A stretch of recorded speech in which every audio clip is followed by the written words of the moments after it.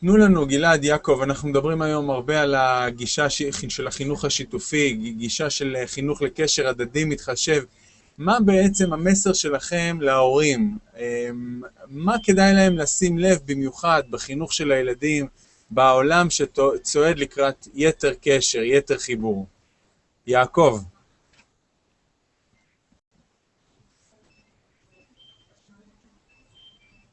יעקב בהשתקה לדעתי.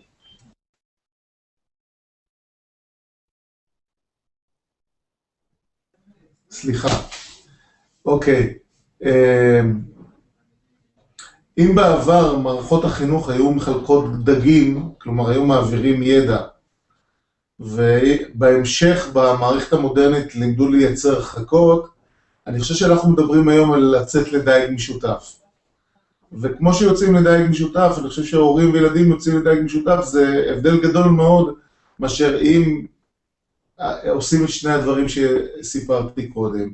ואז נגיד, בוא נחשוב שהיציאה לדייג משותף היא באמת יציאה לדייג. אז בוא נחשוב ביחד עם הילד, מה צריכים לקחת לדייג? איזה כלים, ומתי הכי נכון לצאת לדייג, ואיפה כדאי לצאת לדייג, ואחר כך להתארגן איזה תפקידים הילד לוקח, איזה תפקידים אנחנו לוקחים, לעשות את המעשה כמעשה משותף. וככה נכון גם, תחשבו בדברים הכי קטנים בבית, בלארגן ארוחה, בלצאת לטיול, בכמעט כל דבר. אני חושב שהתקופה היא תקופה של לשבור את הסגנון הישן, שאולי אנחנו רובנו גדלנו כילדים, שהאבא בא בבוקר ואומר, עכשיו עושים ככה וככה, והוא נותן לנו פקודות ואנחנו עושים, וזה נקרא שיתוף פעולה.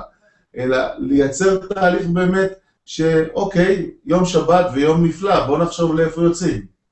וכדי לצאת למקום הזה, מה צריך לעשות, ומי לוקח על עצמו, אתה לוקח את הרעיון של הצילום, אני אקח את הרעיון של להביא את הסנדוויצ'ים, וכך הלאה.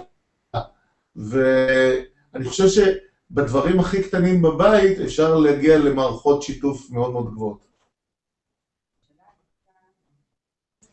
גלעד, מה הצעותיך? אני מתרגש לשמוע אנשי חינוך ברמה כל כך בינלאומית כמוכם, נותנים כאלה עצות, עבורי זה ממש אורים ותומים. גלעד, מה הצעותיך? קודם כל אני קטונתי ליד יעקב, שבאמת פועלו נודע בארץ ובעולם, ואני אספר לך מה קורה אצלי בבית. אני יושב, נאמר, קורה משהו במשפחה, קורה משהו, אירוע, מעבר לטיולים, וזה קורה משהו.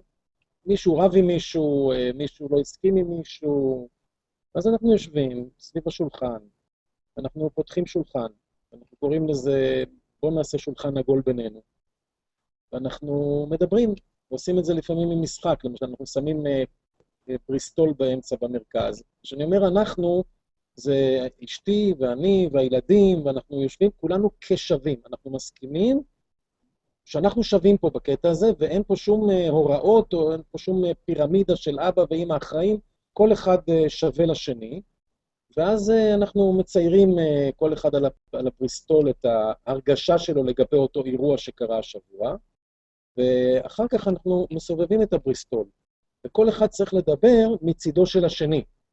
לדבר ולהצע איזה משחק תפקידים, אבל נעזרים פה בבריסטול, ולפעמים אפילו עושים את זה עוד יותר משוכלל, אנחנו שמים דמות מפלסטלינה, כל אחד מייצר ושם על הציור שלו, ומסובבים, ואחרי שמישהו דיבר, הוא לוקח חלק מהפלסטלינה ושם במרכז של הבריסטול, במרכז של המעגל, וכך אחרי שעשינו סבב וכל אחד תיאר את אותה סיטואציה מהזוויות של כל המשתתפים, אנחנו יצרנו גוש פלסטלינה באמצע, יצרנו ממנו משהו משותף, איך אנחנו רוצים שהמשפחה תהיה השבוע, מצטלמים עם זה, כל אחד שם באייפון שלו שתולים על המקרר, ואחרי זה במפגש בשבוע הבא אנחנו שואלים את עצמנו, שאלה ראשונה, האם הצלחנו באמת לשמור על אותה דמות שרצינו שתהיה במשפחה?